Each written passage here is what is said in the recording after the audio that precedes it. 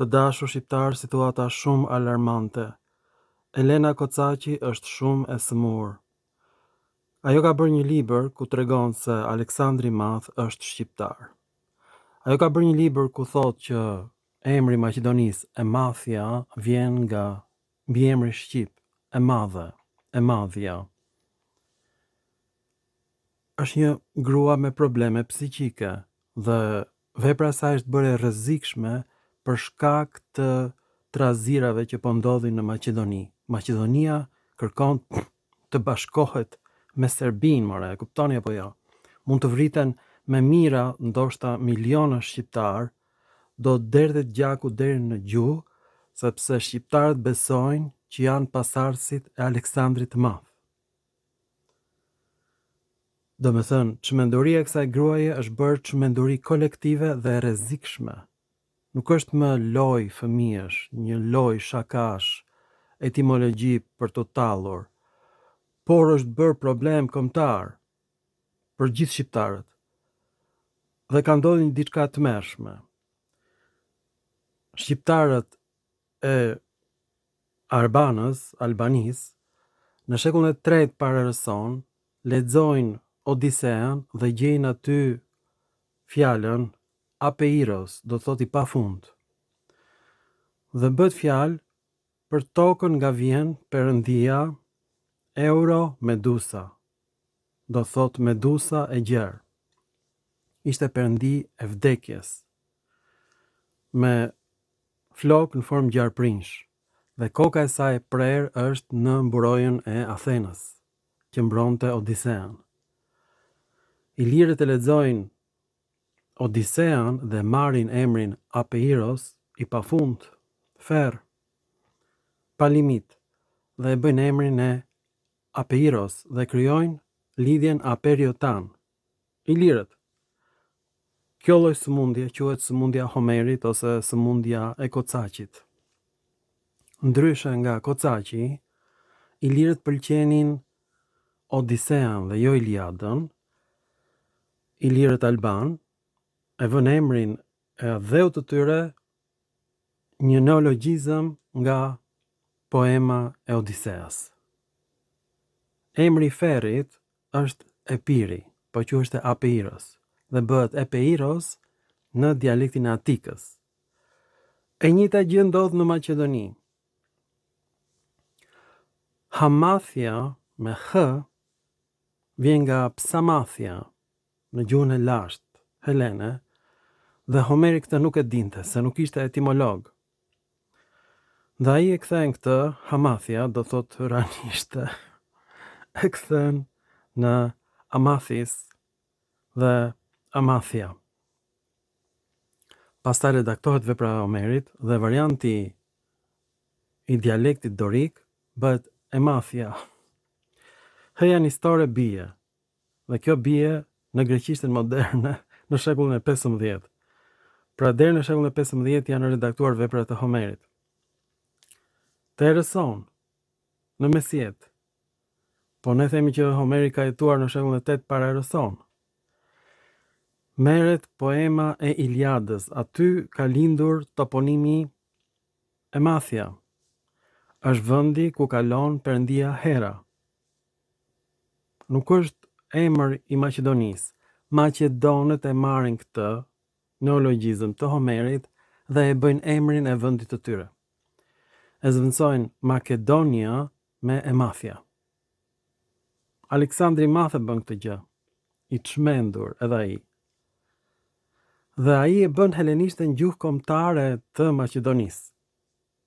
Nuk ishte shqiptar, ose ishte shqiptar i çmendur gjithashtu, si të gjithë shqiptarët, si të gjithë ilirët që janë marrosur me poemat e Homerit.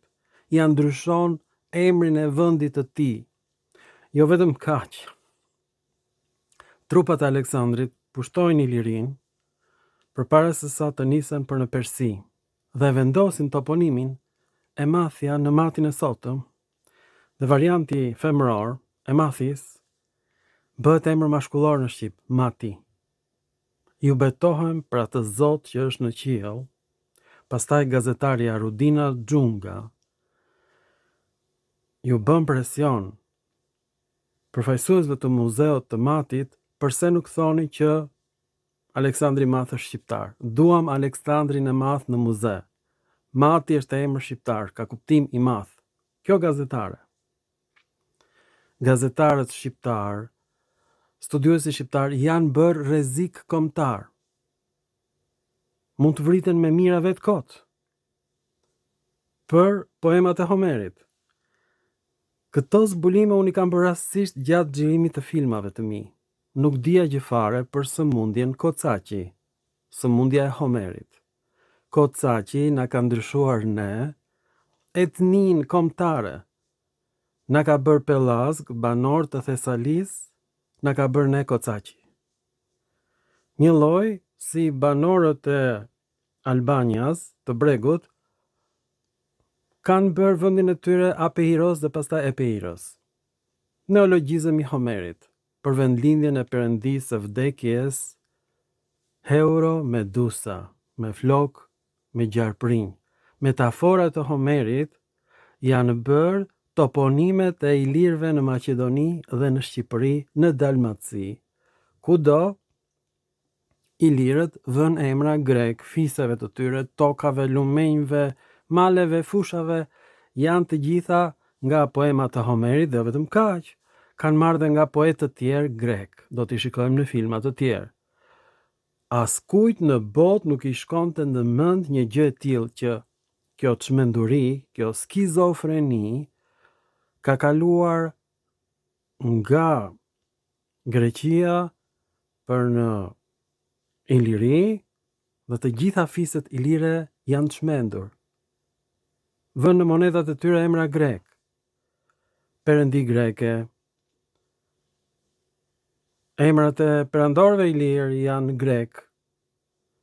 Emrat e qyteteve ilire janë grek, të gjitha, deri në Dalmaci, të gjitha, Dardani, absolutisht, çdo emër është grek. E pabesueshme, për shkak të poemave të Homerit. Ta shikojmë se si u krijua emri Emathia nga një varg i vetëm i Iliadës. Të dashur shqiptar, poemat e Homerit janë bërë rrezik kombëtar dhe kanë qenë rrezik kombëtar i etnisë së ilirëve gjatë gjithë kohës, sepse ilirët vendosin emra grek në vend që të vënë emra ilir shqiptar. Pra, fjala shqipe fshi, mshi, përkon me latinishten sabulum, që i thonë rërës, përkon me fjalën gjermanike samt, që i thonë rërës, ranishtes. Dhe në gjuhën e Homerit, seja nistore kthehet në h. Pra, Samathia është në fakt kthyer në Hemathia. Pastaj h-ja nistore bie komplet në shekullin e 15 dhe ajo kthehet në Emathia, dhe kjo bëhet origjina e emrit të Matit, që quhet Emathis.